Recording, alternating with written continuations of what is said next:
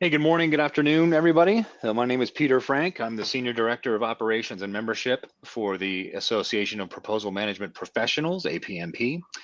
And it's my pleasure to welcome you all to the APMP monthly webinar series. We are back on schedule here for those of you that regularly attend our webinars, our monthly webinars. The last couple of months we've had some hiccups, but we are back in the saddle and happy about that.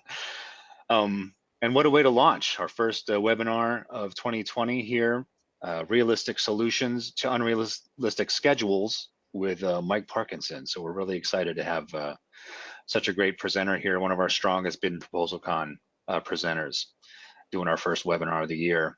As I say, this is another topic from our Best of Bid and Proposal Con webinar series, where we take the highest rated sessions from APMP's annual conference, and we have the presenters graciously present the topic again here in this webinar form. Of course, if you look back at our webinar library on apmp.org, we've been doing it all year, our Best of Bid and Proposal Con sessions, so you can check that out and rewatch some of the ones you may have missed. As you think of questions throughout today's presentation, you should check out the GoToWebinar control panel. You'll find the questions pane, and you can type your questions there anytime during the presentation, and we might pause to take a few questions, or anything that we don't get to, we will attempt to address at the end of the webinar. Also, in the GoToWebinar control panel, you'll find a handouts. There should be a handouts pane, and you'll see where Mike has generously placed a handout there you can download now. There will also be a link to that handout that goes out in the email following the presentation. All right, so I think we're ready to go now. I will turn things over to our presenter, Mr. Mike Parkinson. Go ahead, Mike. Thank you, Peter. Can you hear me okay? Absolutely. Wonderful. If there's any hiccups going on right now, there's something weird, computers are awesome when they work. If there's any hiccups, please stay tuned. I'll just relaunch the application and jump right back in a minute or two. All right, let's get started. I promise you that you're going to get a heck of a lot out of today, and I appreciate you taking the time because I know you're super busy. And if for any reason you do not follow me on Twitter, please do. I'm always sharing awesome, cool stuff. Today, of course, we're learning about real solutions to unrealistic schedules. We're going to talk about what you can do to prevent it, and then what you can do after it happens. Before we begin, there are 3 rules that we must follow to make this stuff stick. The first rule is that we must embrace change. In order for things to get better, things must change. And I know change isn't easy. However, if we don't do this, we are going to be very frustrated. The next thing is that the powers that be must agree. If for any reason management isn't bought into our decisions, it's like swimming upstream, and it's challenging. It's very difficult to bring about change, and for that reason, we want as many people on our side as possible. And the last thing is one size does not fit all. At the end of this session, or near the end of the session, excuse me, I'm going to be sharing with you some amazing tools that I have seen used in our industry. Some of them you may have used in the past and it doesn't work for you. Some of them may not be appropriate for what you do. No worries. Just find the one that works for your needs and adopt that. Okay, so I'm guessing that if you've done bids and proposals for a while, you've heard things like, "We're behind, please help." Sure, you've heard that one before. You've also heard things like, "We have no one else. We pretty much need to rely on you and you alone." Or, "The due date snuck up on us. Sorry, we didn't mean to drop this in your lap. It's a hot potato, but it's kind of the way it goes." Another thing that I'm sure you've heard quite a bit is, "We need you to do a little bit more this time." Oh, you already do a lot. That's asking a bunch. "We need you to write and manage them." Some of you have heard that before, and you've also heard, "It's going to be a lot of nights and weekends." Welcome to the world of bids, tenders, and proposals. And then, of course, I can't get you more help. You're kind of on your own. I'm sorry, where everybody else is tasked. And of course, you could get the SMEs, the subject matter experts, to write the proposal. I could, I'm going on vacation. Good luck. Sorry about that. I've had this scheduled for a long time. That's okay because you've prepared for this. You figured out how to mitigate the chances that this happens and then figuring out what to do when it happens. Okay, so I have a question that I posed at the APMP National Conference. And that question was, why does this stuff happen? And then what I did is I polled the room. I said, okay, why does this stuff happen?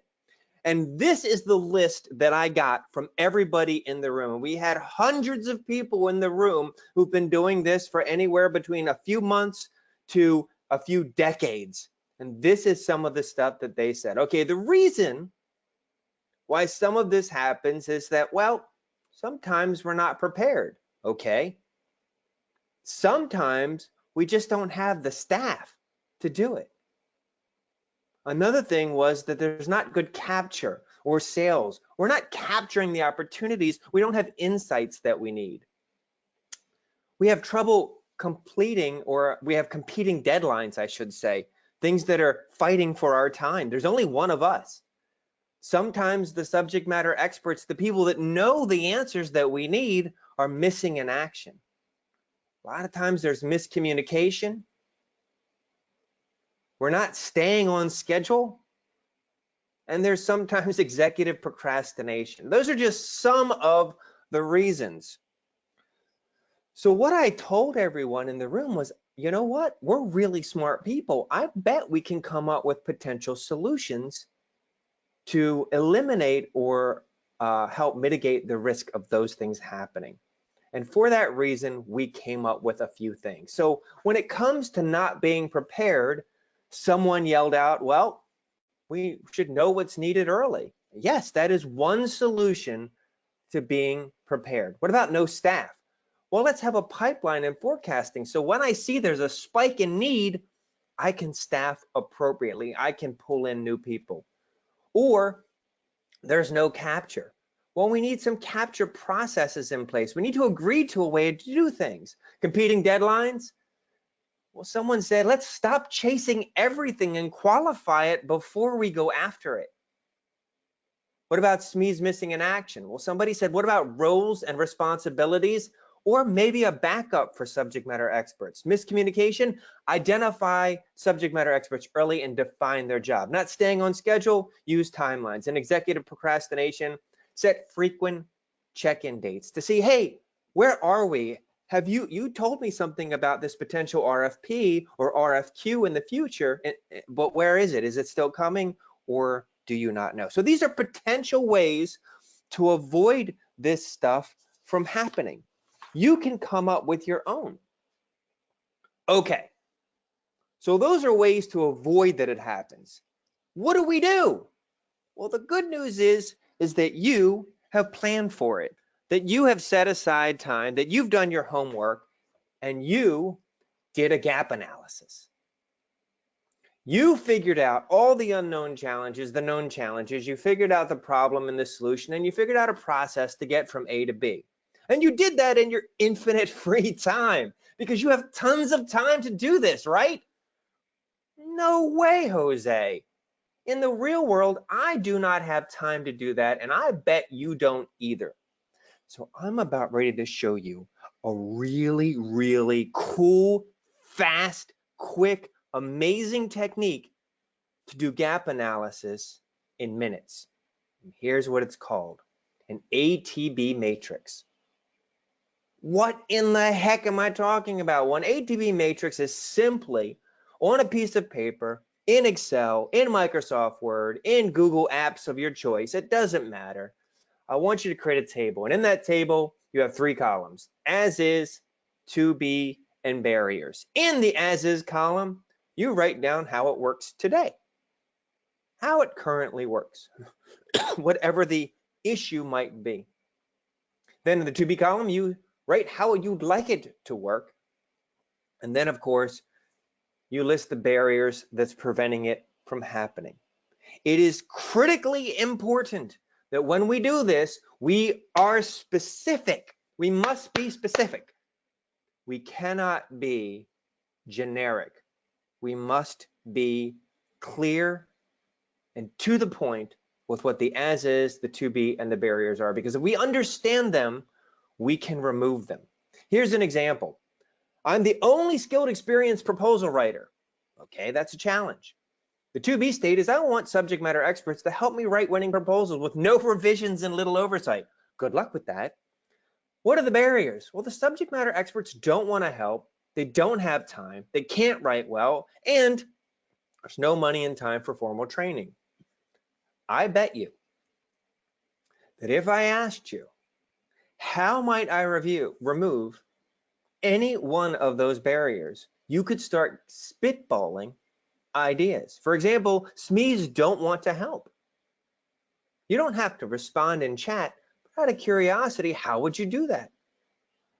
I don't know, maybe you'd get management to make it part of their jobs, or maybe you would incentivize them or motivate them with something that benefit that they get from helping you, or use fear. I'd hate to use fear, but use fear or pain to help motivate them to give you a hand. Another example is I write winning proposals in days or weeks. I need to be able to write proposals in hours. What are the barriers? Well, it's hard to find anything I can reuse. Number two is it takes a lot of time to write and create custom content. So what might a solution be? And I bet you already, some of you have immediately thought of a potential solution. Another one might be, I can't make professional graphics. I'd like to be able to make them quickly. The barriers are I don't have the skills, I don't have the money to hire anybody, I don't have graphics software, and there's no time to learn it. So what do? Good news is I'm going to be sharing with you a potential solution, and I bet you can come up with something right now. So when we're done today, what I'd like you to do is figure out one of the things that's holding you back, something that's really frustrating, and create an ATB matrix for it, something that you want to fix. And remember, you must be specific. And for all those that are wondering, Peter posted and will associate the downloads with you. Some of the slides that I can share, I will absolutely share with you. If you see something that you wish was in the handouts, email me, let me know. If I can send it, I'll send it. If I can't, I won't. If you have any questions, like Peter said, please ask away in the chat window and Peter will let me know. All right, here are potential solutions to those barriers. What I found is the solutions come in 3 flavors. Those 3 flavors are skills, methods, and tools. Again, that's skills, methods, and tools. All of my solutions fit into those 3 buckets. Once I figure out what those are, they all work together and I manage them to make sure that I get what I need. When I say skills, there's a really important point I want to make.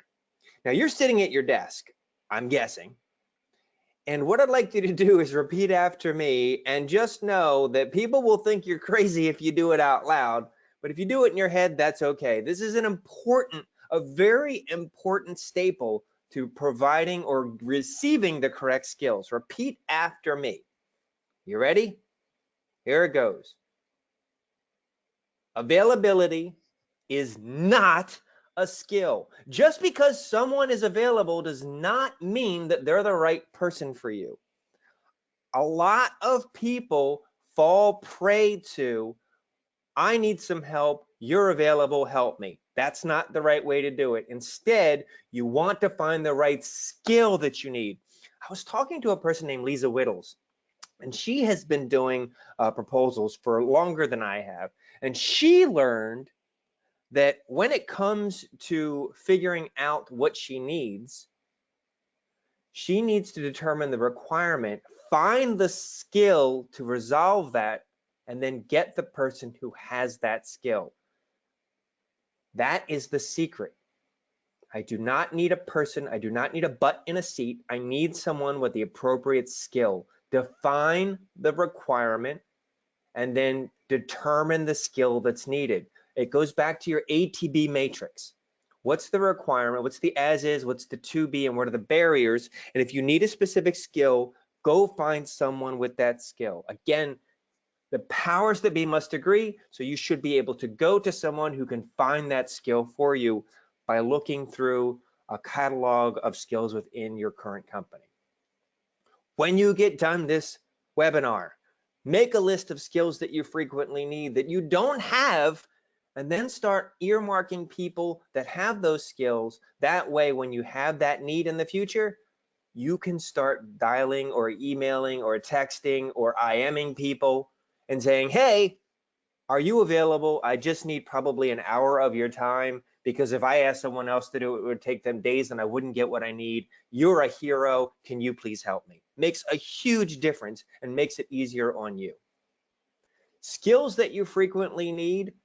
Can someone, if you don't mind, Peter, can you read it out? Can someone type into chat a skill that you frequently need in our industry, doing what you do?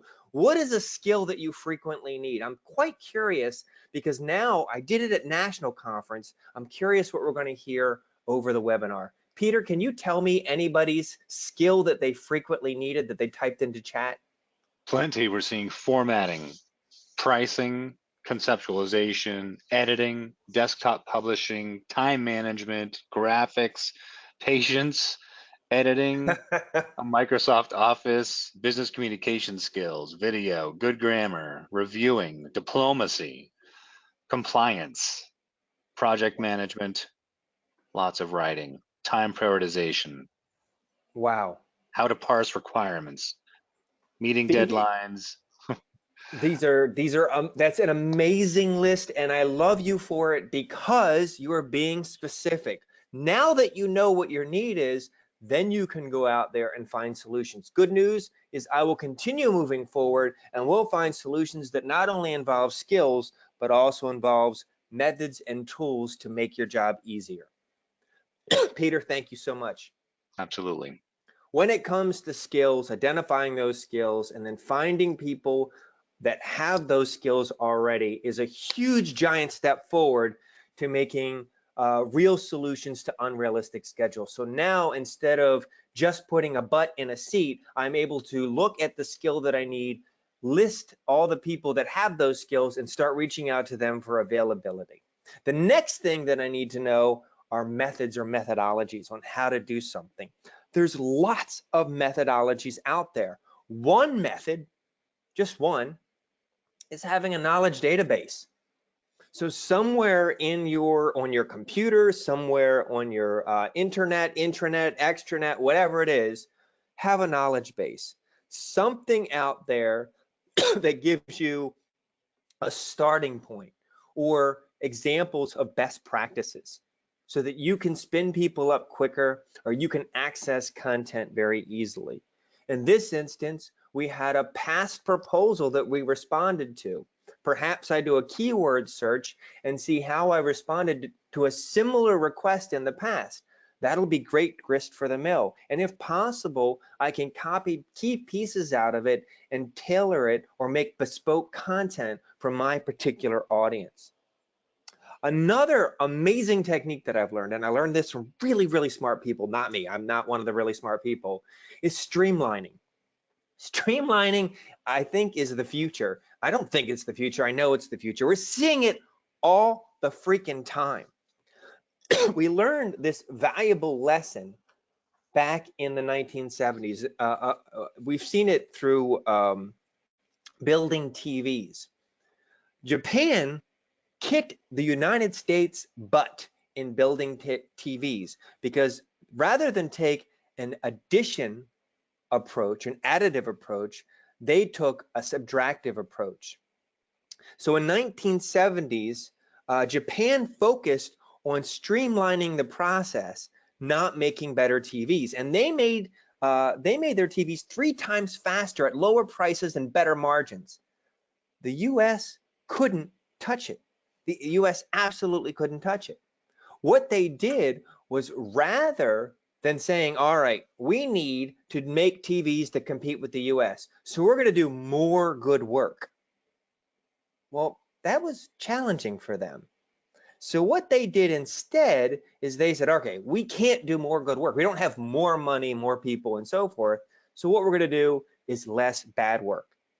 So the Japanese firms emphasized what came to be known as lean production, relentlessly looking to remove waste of all kinds from the production process, down to redesigning workspaces so workers didn't have to waste time twisting and turning to reach their tools.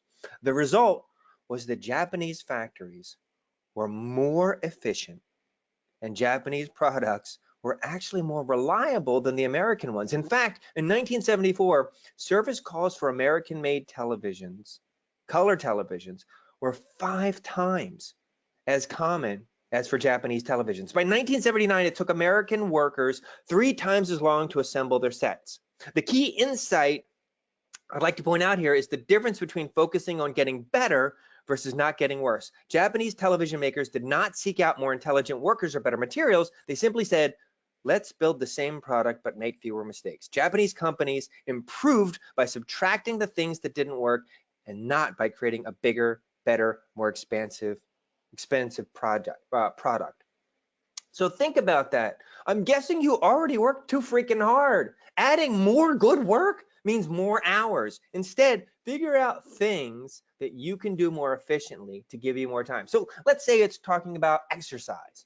Well, you could miss fewer workouts versus add more intense workouts. Or perhaps let's talk about education. Instead of becoming more intelligent, increasing your IQ, avoid mistakes. Make fewer mental errors. Or when it comes to investing, rather than investing more money, try figuring out ways to lose less money. Limit your risk. These are all subtractive ways or lean production to do things. We've all streamlined stuff in our lives. Think about something that you do day to day that you have streamlined. If you don't mind, type it in the chat. I'm curious one more time. I ask you one more question. In chat, go ahead and type in something that you've streamlined in your day-to-day life. Maybe it's bill paying, maybe it's grocery shopping, maybe it's breakfast making. Name something that you've streamlined in your life. If you don't mind reading any, Peter. I've got shaving, dinner planning, use of the car, morning commute, packing for the gym, email, our proposal process, morning routines is popular, commute, school lunches, meal prep, that's very popular. Just getting ready in the morning, getting the kids ready for school, shopping, wardrobe planning, managing These are brilliant. bills. These are Yeah, brilliant, Peter. And yeah. I'm guessing that, thank you so much. And I'm guessing that when you streamlined, one of the things that you did, be either organically or intuitively, is you broke down the process and figure out more efficient ways to do it. So for example, when we are going to streamline something in the bid and proposal process, we need to define the process. What steps do I take? Break it down into bite-sized, digestible, granular pieces. So let's assume that when we are responding to an RFP, one of the things that we do is perhaps let's do here, let's do this, is we turn an RFP request into a question, we answer the questions, and we flag anything we don't need. Is there a bottleneck there? If there's a bottleneck, how might we streamline? That's important. So flag anything we do that's unique. So we struggle with what do we do that's unique? Perhaps we create a library of things that we do that we believe are unique. So now we can just refer to that list and move forward, rather than sitting there struggling each time with a blank piece of paper or referring back to an old RFP or proposal, I should say, and looking for what we wrote in there. That is the best way to streamline a process. Here's something that I did for the National Security Agency, NSA. They hired me to come in and do some training for them. And they were saying that creating graphics was taking a long time. They would sometimes create it and come to find out it was the wrong purpose, the wrong need, the wrong format, etc. So we created a project startup sheet. And in this project startup sheet, we defined upfront, but when somebody submitted a need, they listed what type of graphic that they needed. And then they defined what style they wanted, what branding choices they would make, any technical specifications. And then we also included the schedule, key messages, target audience. Basically, the more the designer knew, the better the work product, the end product. So we were able to streamline the process of developing content for internal clients by putting something in place that empowered the designers to do something that they typically didn't do. Another example would be micro-learning. What do I mean by micro-learning? What I mean is when we have a need, let's say you have a subject matter expert and you want them to help you, but they don't know how to write very well. And so they typically don't do it until they get frustrated. Then they're willing to learn. They say, okay, now I'm going to learn. So then they need a way to get up to speed very easily. And that's where micro-learning steps in. Here's an example. Multiplying times 9. Here's a trick. This is micro-learning. I'm about ready to teach you something in a very short period of time. Here's the trick. So let's say I want to multiply 5 times or 6 times 9. So 6 times 9 works like this. So if I wanted to multiply 6 times 9, the first thing that I do is I go to the number before it. So the first number for 6 times 9 is going to be 5. Then I count from this number the number of spaces remaining, the number of fingers remaining. So I have 1 finger remaining, 2 fingers remaining, 3 fingers remaining, 4 fingers remaining. So the number is actually 54. So that is an example of micro-learning. It's a quick trick or tip to help people get up to speed. So if I had a kid that's struggling with her multiplication tables and I wanted to show them a trick for doing multiplications of 9, this would be the very definition of micro-learning. Just-in-time training is another word for it. So let's say someone wants to learn how to convert a Word document to a PDF. Do a screen recording. In PowerPoint, heck, you can just hit record and it records your screen. It can be really simple. This is an example right here where we have a video of a person talking, so it automatically records from your screen and it walks through the step-by-step process of how to do it. So someone's able to quickly click on a movie file and watch how to do it, and that's it. That's micro-learning. That's just-in-time training. Making just-in-time training is super duper easy. Another thing you can use is cheat sheets. Cheat sheets are awesome. Cheat sheets are a way to, at a glance, figure out how something is done. It seemed like magic, but when you figure out how it's done, you're like, oh, that's how you cut somebody in half and have the toes wiggle. Cheat sheets come in all shapes and forms and sizes. Here's a cheat sheet for PowerPoint shortcuts. I created a cheat sheet. I was working at a company, a large company, in a bid in Los Angeles. I was in charge of, or part of the team, writing the executive summary. And I was in charge or helping oversee some of the writers, and we needed a tool to help the writers write winning proposals better. So what we created was a graphic cheat sheet for government and commercial proposals, specifically for in this instance, it was government. And at a glance, people were to see how best to respond to an RFP. And we gave them examples of what a winning proposal response or bid response would look like. So they were able to, at a glance, or quickly, I should say, refer to something that is the right way to do it. Another thing that we did is we created a recipe. That is another approach for a cheat sheet. So this is a recipe. So the first thing that you do is you answer the question, you provide the proof and the process. So it looks kind of like this. I answer the question directly in one sentence, I provide proof, I include the process, talk about key discriminators or steps with a rationale, and then I address risk and so on. So now they had a recipe for coming up with a solution. We were empowering people to do it the right way with a cheat sheet. It worked marvelously. Another option, and this is shared by Kevin Switai. Kevin shared with me an example of boilerplate that he helped a client create in the past. Now, I'm not a fan of boilerplate, but he says, don't think of it as a boilerplate, think of it as being modular.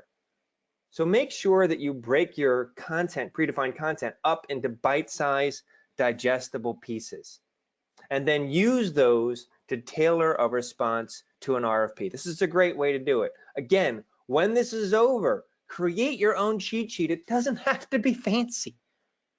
It just has to be easy to understand and reference so that people adopt it. Again, it must be easy to understand and reference. Okay, so that's methodologies. So we have skills that we need, methodologies. What about tools? Well, there's lots of freaking tools out there, but what do you use? I'm going to share with you 6. I'm guessing that when it comes to tools, some of you have built those tools in-house and some of you have bought them. Out of curiosity, what have you and your company built tools? Have you and your company built a tool that helps you? Can you just type in the chat yes or no? Have you built a company? Have you or your company built a tool internally that's helped you? I'm curious to see how many no's versus yeses we get. Peter, do you mind taking a look and get a feel for how many no's versus yeses we get for have you and your company built a tool that helps you? So I'm gonna have to multiply 9 times, wait, I'm gonna have to count from my thumb. Wait, So just to get a we're, pulse, are you we're seeing more getting yeses or no's? far more yeses than Okay, nos, actually. brilliant. I'm seeing a huge shift to building things in-house, especially with the ubiquity of things like SharePoint.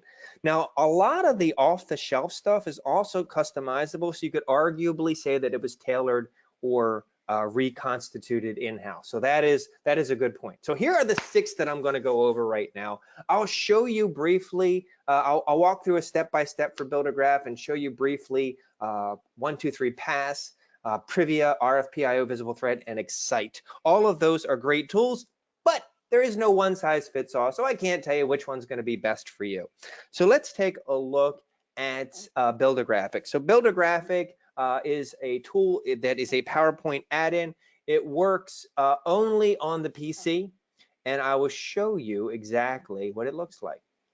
So it allows you to either build your own graphics from scratch or use pre-built graphics that you can customize or tailor. So let's say you have your content, you type it into PowerPoint.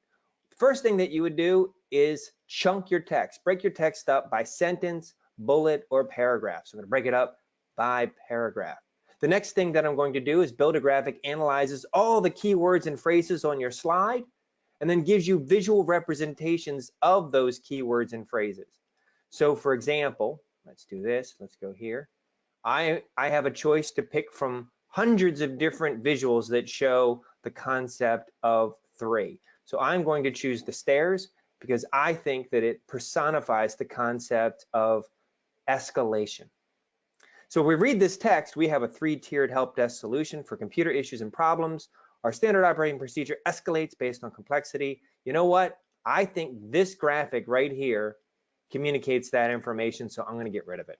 I don't think I need that information anymore. If you want to keep it, you keep it. Doesn't matter. I'm going to put this text here. Next thing I'm going to do is I'm going to co-locate this. I'm going to shrink the text down using decreased font size. I'm going to co-locate this text next to the appropriate step.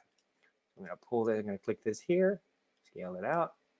So I'm going to put tier 1 here. Click here, move it there. I'm going to put tier 2 next to the next one. And I am going to put tier 3 at the top. So I'm going to go back to my Build-A-Graphic tab, and now we need to look for tier 1 issues are resolved automatically. So I'm going to go to Insert Graphic, look for the word automatically, see what pops up. I like that graphic. I'm going to pop it in. And the cool thing is all the graphics are completely editable. So if you have different branding standards, you can modify the graphics. Heck, if I want to make it look like a blueprint, I can give it a blue outline and a white fill. Because the graphics are completely editable, I can do whatever I want. So I'm going to take this graphic element and I am going to locate it or position it on the first tier. The next one is issues are resolved by remote service technician. All right, so then I'm going to go to Build-A-Graphic, click on Insert Graphic, and I'm looking for the word technician. Let's see what pops up here. Loading images. That's not it. Let's go back here. This is user error. Sorry, folks. Let's go to technician, see what pops up. All right, I like that one. Oh, I like this one. I'm going to click this because I like it. I'm going to scale it down, position it on level 2. And the last one, tier issues are resolved by an IT service mechanic. All right, so insert graphic. I'm going to go to mechanic and see what pops up. I don't like those. I don't like that. I don't like that. I like this one. So I click it, drop it in, and I'm going to scale it down till I'm happy with it, and I position it where I want. So that was how I easily created a graphic.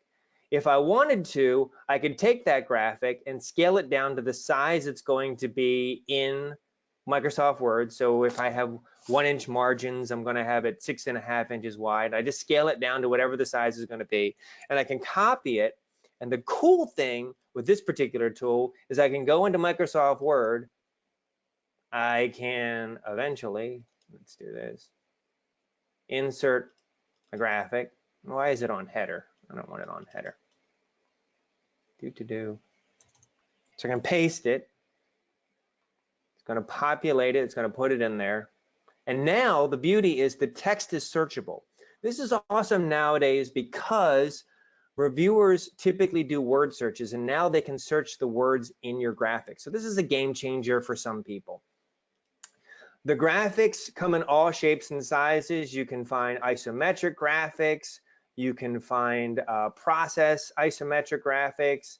You can do some really cool stuff. It also has flavors of hexagonal or Venn diagrams, puzzle graphics. It has pyramid graphics, timelines, gear graphics, all kinds of graphics that you can use to communicate your information. Maps, every map around the world, every country around the world, different ways to show large quantities of content, looping processes, interoperability. You have so many choices, metaphors, and so forth. So the list goes on and on, clever ways. So that is one of the tools, and the library is growing all the time, and you can customize, forgive me, things I forgot to quit out of, sorry about that. Forgot to quit out of there. So you can customize the library with what you want. And this particular tool is $99 a year per user. So that's one of the tools. I'm going to close this out, view, suspend. So let's go back. So that is one of the tools.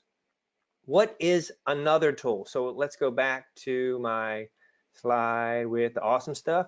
So what is another tool? Another tool is 123pass.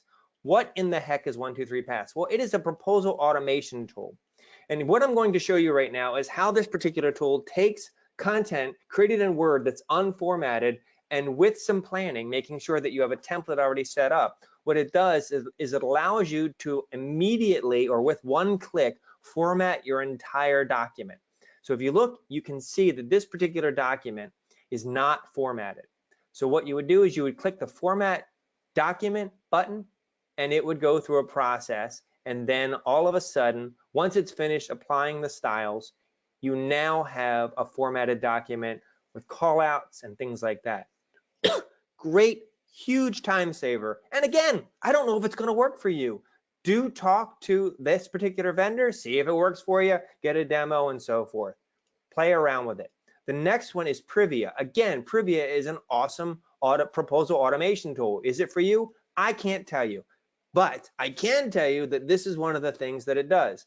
So in this particular example, they pull all the information in from FedBizOps, which is a resource that tracks government business opportunities. And what it does is it ports it into a library of your choosing, so that you have a library or an accessible or searchable spreadsheet for all of the opportunities that you're tracking at a glance. Huge time saver if you're trying to bring in potential opportunities, what's available, what you should go after, and what you shouldn't. So that's one of the tricks or tips or tools that Privia has built into it. The next one is RFP-IO. RFP-IO is another proposal automation tool. And this, they've created a proposal automator, or I should say an automated response tool. So in this instance, they have prefabricated content. And what they do, what this tool does is it looks for requests in the RFP or RFQ or whatever it is, and they connect them to potential answers based on keywords. So it clicks on auto respond, and what it looks for are potential answers that you already have completed. If you agree with those, you keep them checked and it develops the content, including graphics. So if you look on the right side, you'll see the response based on keywords that were in the RFP. So it said something about social media services do you offer? If you've answered a question that has the word social media in there, it provides a potential solution. So it helps automate or streamline the process of responding to RFPs. May work for you, may not, don't know. The next one that I've seen used and done very well is Visible Thread. Visible Thread is a great tool for helping you with readability and scoreability if you're doing proposals that are scored. So in this instance, what it does, so what we're seeing is this is reviewing your document and you're getting scores based on long sentences, passive voice, readability, the grade level, and so forth. And then you can break it down and go further and further into the weeds to fix the problem. Too long sentences. Try to split these in long sentences. They are currently 31 and 41 words long. So it's giving you, or giving the, let's say, the unskilled writer tools to help make them a better writer. So Visible Thread empowers people to create content that's more likely to be reviewed favorably. And it's doing it quantitatively. It's breaking it down so there's no description, there's no argument as to whether it's good writing or bad writing, because Visible Thread helps automate that. The next one is Excite. Excite is a great tool for helping you develop your content, meaning desktop publishing, for example. So in this instance, we're going to do auto numbering. So if you notice, we have table 1.1. We're going to insert a table, and it's going to automatically, once we do that, we insert the table, it's going to set up the rows and columns. And if you notice, it automatically labeled the table 1.1, and the next table became 1.2. So it's a great way to automate or help streamline desktop publishing. So those are just some of the tools that are out there. They're amazing tools. Here's one more example. This was something that I had created using Build-A-Graphic. I thought you'd love this. So here we have an overview of our solution. I'm able to then zoom into things. It's really cool effect. It helps orient people or contextualize people to the overall solution. These tools have helped my clients and helped me in the past. Again, don't know if they're going to help you. Do a little homework, see if they work for you, or heck, build your own. Build your own. So those are other ways to do it. All right, so skills, methods, and tools. We just finished covering tools. Again, they all work together. Hopefully, when we're done, you'll say, oh my gosh, this was amazing. I learned some really cool stuff. Or at least you said, yeah, I got some good stuff. Or, hey, that was a pretty good presentation. But either way, I hope it's a positive experience. And oh, by the way, I'm a geek. I wrote a bunch of crazy books. You can email me, or I'm sure it's in the downloads. But I want to make sure we have time for Q&A. Does anybody have a question about anything that I shared, or anything that you wish I would have shared? If I have the answers, they are yours. Go ahead and type it in the chat, and Peter will share them with me. Peter, do you have any questions about anything that you heard so far?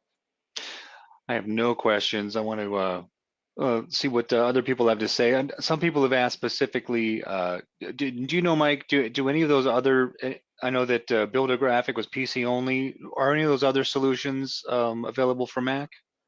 I believe that a few of them are, yes. Do reach out, because I know that recently some of them have been working on Mac versions. So there's a strong possibility what once was not Mac is now made available to the Mac. So please do reach out to them. Great. A number of people are asking. A number of people have asked for slides to share or whatnot. I just want to reiterate. So Mike has offered, if you, his contact info is all on the slide, and if you want to reach out to him, he can work out with you things that he can share, and what else is available to you. So please reach out to Mike about anything specific about Build-A-Graphic or any of the slides that he shared.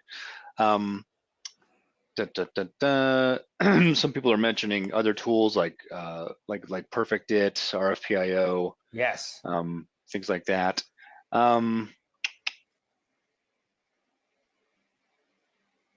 Lots of tools out there. Do not just use my list. Again, all I showed you was build a graphic, 1, 2, 3 pass, Privia, RFPIO, visible thread, and Excite. There are other tools out there. I'm only showing you the tools that I've heard positive feedback from. And yes, other people didn't like them. That's okay. One size does not fit all. That was one of our top 3 rules. are all those tools paid tools? Are there any free? Have you seen any free or examples of any free things that people could possibly adopt that might not do everything that all these tools do, but might still, help a little bit? Well, I do know that there are a little bit of free tools out there. For example, there's some built-in functionality within Microsoft Word that allows you to do some of the things that Visible Thread does. There is some built-in function. There's websites like Pexels and Pixabay.com that have photographs.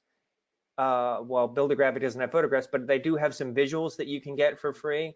I've not found any total proposal automation tools out there that do a good job. I know there are templates built into Microsoft Word in their libraries that would help you streamline formatting. But still, what I found overall, if you made me give you an answer, I find that you get what you pay for. That's what I have found. Yes, there are free tools out there, and they'll get you some of the way there. Do some research, try them out. Do they work for you? If they do, then don't buy software and don't build software. It's not necessary. But if they leave you lacking, do investigate other solutions like the ones that I have here. Any other questions, Peter? There's some more questions coming in.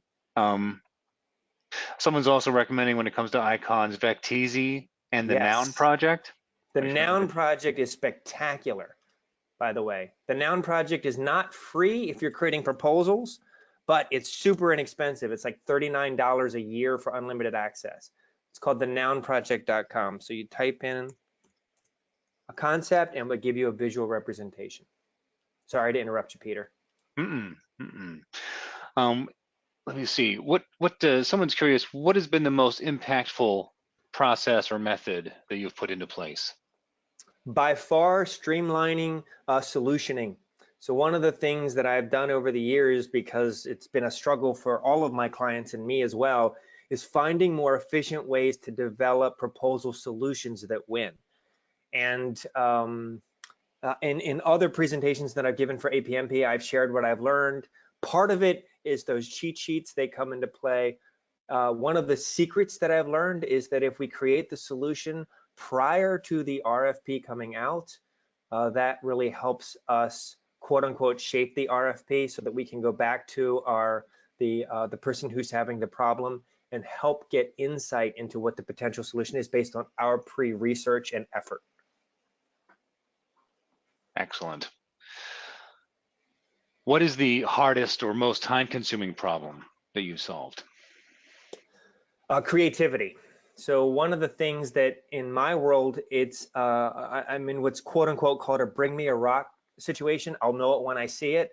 And that is costing companies millions, if not billions a year, because it's based on subjective wants, desires, predispositions, or preconceptions. And I found a way to remove that by doing it objectively. And it's a really cool technique that I've learned from really smart people and I've honed over the years, and I'm happy to share it.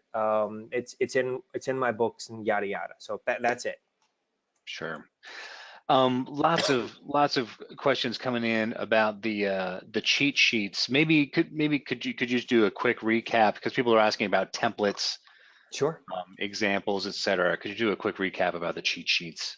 Absolutely. So here's a cheat sheet that I personally made for a client when I was in charge of or part of the team for creating the executive summary and helping them write the proposal.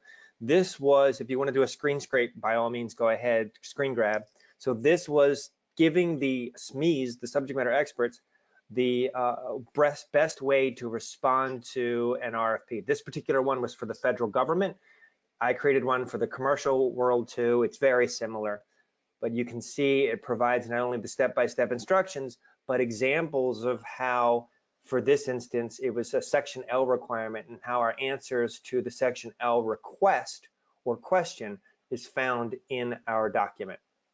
So that's an example of a cheat sheet that empowers people to do it. Another example was the recipe. The recipe was that when someone asks you a question, how might you answer? Here's an example, then provide proof, provide a process, key steps and or discriminators with a rationale, and then address risk if it's in play here. And these are templates for how one might do it. It's to get people started. It's to avoid the blank page syndrome. Hopefully that was helpful. Excellent. Glenn observes that your recipe sheet example reads like a storyboard. I've always had a hard time getting people to use storyboards. Any advice on improving uptake or demonstrating the value proposition? Glenn, I agree. I've had trouble because the concept of a storyboard may seem too dated. Storyboards absolutely work. The challenge with people is they might go about it the wrong way. So maybe call it something else like a recipe or a skeleton or an architecture or a cheat sheet. Call it whatever you want. Whatever you think, by recasting it, whatever you think is going to get people on board. Oh, a cheat sheet. Oh, I'd like to create a cheat sheet for the proposal. Use that and then approach it as if it were a storyboard, because that's exactly what it is. It's a storyboard. Any other questions? Yeah, and this often comes up, how do you suggest to expedite executive decision making and approvals? Whew. That's tough. I Always found comes up. that if executives aren't on board to begin with, it's challenging. If I want to affect real change, a technique that I've learned to use is I wait for a big fail. When a mistake happens, when we lose a big opportunity, what I do is I then go into the powers that be and I say, hey, wow, that stunk, that hurt, that stung. I think I've come up with 3 ways to make sure that never happens again. And they're much more open to change in that instance because they're feeling the pain in the moment. If there's no pain, there's no change. So that is a technique I use to get out in front of it. Otherwise, if I don't have management buy-in, I don't have any techniques or tricks that I've used, I'm sure somebody else out there has them. Any other questions? We're starting to get into a little bit of, we've got Parkinson on the line, so let's pick his brain a little bit. So someone's asking, when it comes to captions, do you like them above the figures or below the figures? I think it won't make a difference between winning and losing. Typically people expect to see them below. If that's your world, if the paradigm is to see them below, put them below, because we want to make it really easy for the reader to find what they need. I do not recommend putting boxes around your graphics because it's harder for the eye to move in and out of the graphic to the action caption. Excellent. Yeah, and I want to say to people who've there's been a ton of questions about, specific software and really, we APMP, we try to stay as software and, just kind of tool agnostic as we possibly can. So I encourage you, any questions about Mike's software, about the other companies that have been mentioned, software that you use, we encourage you to reach out to these vendors specifically. We know they would be glad to talk to you about their products or whatnot, and then they can certainly answer best. But just a couple more questions came in here. So here's an interesting one for you, Mike. This one's a bit philosophical. Do you think proposal roles are changing as a result of this new technology and trends? Shorter, more orals, more sophisticated visuals. What's your experience? Proposal roles, I don't know that they're changing. I'm sure they will evolve. They are evolving. What I'm seeing is a greater and greater trend toward at-a-glance proposal responses. People are no longer requesting, they're requiring proposals to be succinct and clear. And we're seeing it in the RFP requests. They're saying, hey, you no longer have thousands of pages to respond, you have 10 pages to respond to me. So what we're seeing is a requirement that proposal professionals need to become more adept at communicating as efficiently and succinctly as possible. So the quality of the writing, the clarity of the writing, visuals, more orals. We're seeing the pendulum swing even more so to orals than we've seen it in many years, because we're looking for a faster way to review the content. Why? Partly because our audience is fractured, they're resource starved. So they're looking for better, faster ways to do their job. Any other questions, Peter?